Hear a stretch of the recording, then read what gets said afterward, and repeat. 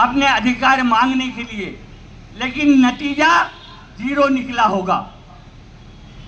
क्योंकि जब भीड़ इकट्ठा करके हम हमारे समाज की अधिकार मांगने जाते हैं तो हम आवेदन लेके जाते हैं और शासन प्रशासन को आवेदन देते हैं और वो आवेदन ले लेते हैं अधिकारी और वो आवेदन को कचरे के ढेर में डाल देते हैं और हमारी समस्या आज तक वैसी वैसी बनी हुई है।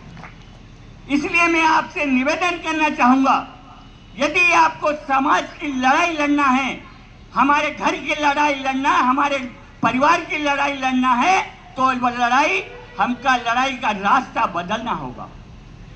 वो रास्ता क्या है? जो हमारे बाप दादाओं के जमाने से चलता आ रहा है, जिसको देश की सर्वश्रेष्ठ अदालत, सबसे बड़ी अदालत ने मान्यता दी है। वो कौन सी है? रूढ़िगत, पारंपरिक रूढ़िगत ग्राम सभा। आपको कोई पैसा खर्च करने की जरूरत नहीं है। मैं आपसे वादा करता हूं, यदि आप लोग हमारे बाप दादाओं की रूढ़ी प्रथा के अनुसार चलेंगे तो ये देश में कलेक्टर, एसपी, प्रधानमंत्री, क्या कोई सुप्रीम कोर्ट का जज भी हमारे आगे आड़ा नहीं आएगा। अभी मैं आपको बता दूं करना क्या है। जो हमारे बाप दादाओं की समय से जो हमारे गांव में ग्राम सभा बैठक होती थी, जिसको कोरकू भाषा में चावड़ी कहते हैं, उस व्यवस्था को सिर्फ बनाए रखना है और जो भी कार्रवाई करें, जो भी निर्णय लें, हम उस ग्राम सभा के अंडर में लें।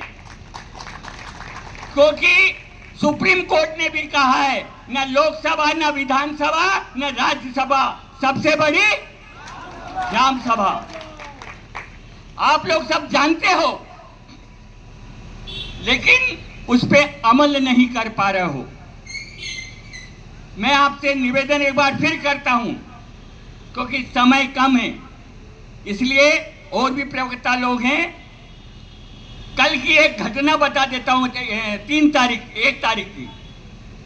संदीप चिल्लाटे, जो ढोगना गांव के रहने वाले हैं, उनको एक मामूली सी दारू के केस में झूठा फंसाया और उसको थाने में इतना मारा कि उसकी पीठ और पुट्ठे सब लाल कर दिए, सुझा दिए और 50,000 की टीआई ने मांग करी।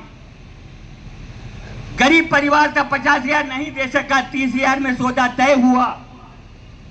उसके बाद में जब उसका भाई 15,000, 30,000 की व्यवस्था नहीं हुई, 15,000 लेके, और जब वो थाने गया, टीआई साहब को पैसे दिए कि साहब ये 15,000 रुपए हो गए, छोड़ दो मेरे भाई को।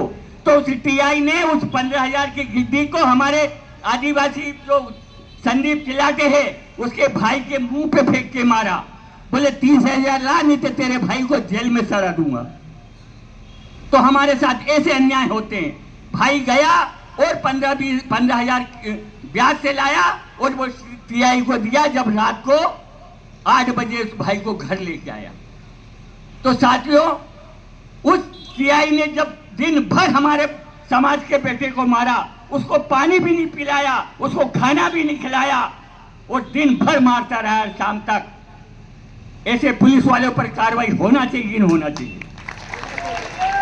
होना चाहिए। 1 तारीख को मैंने एसपी साहब से, एडिशनल एसपी में जो मैडम है, मैंने उनसे कहा कि मैडम, आज हम लोग आपके पास आए हैं न्याय की गुहार करने, और यदि हमारे बेटे को न्याय नहीं मिला तो हम भेज दे से बैतूल पैदल आएंगे और एसपी साहब से ज्ञापन कार्रवाई की बोलेंगे, और यहाँ पे भी नहीं सुने तो हम यहाँ से पैदल भोपाल जाएंगे, और फिर भी नहीं सुने तो हमारे पास हथियार है। हम उस टीआई साहब को जेल पहुंचा के ही दम रहेंगे। जैसे जेल पहुंचाने का मतलब उनके ऊपर एफआईआर दर्ज करवाएंगे यदि एसपी साहब नहीं करते। वैसे मैडम साहब ने आश्वासन दिया है कि 8-15 दिन के अंदर हम उनके ऊपर कार्रवाई करेंगे, लेकिन फिर भी नहीं करते हैं तो हम इनके ऊपर हाई कोर्ट में केस दायर करेंगे और वहां से इनसे FIR करवाएंगे। आप लोग का सब सहयोग दोगे? देंगे। धन्यवाद। जय जोहार, जय आदिवासी। एक मेरा नंबर नोट कर लो।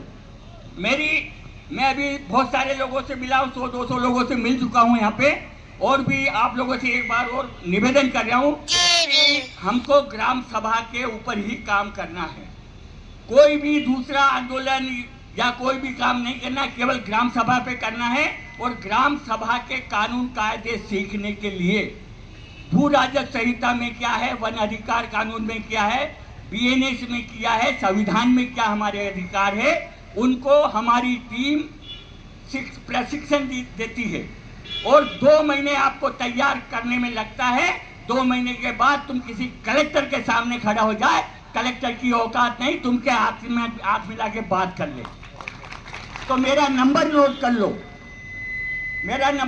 लो, जो भाई प्रशिक्षण लेना चाहता है वो मेरे से बात कर ले, और उसका एक तारीख तय करेंगे, उस जगह पर बैठ के और फिर इसको समझ लेंगे।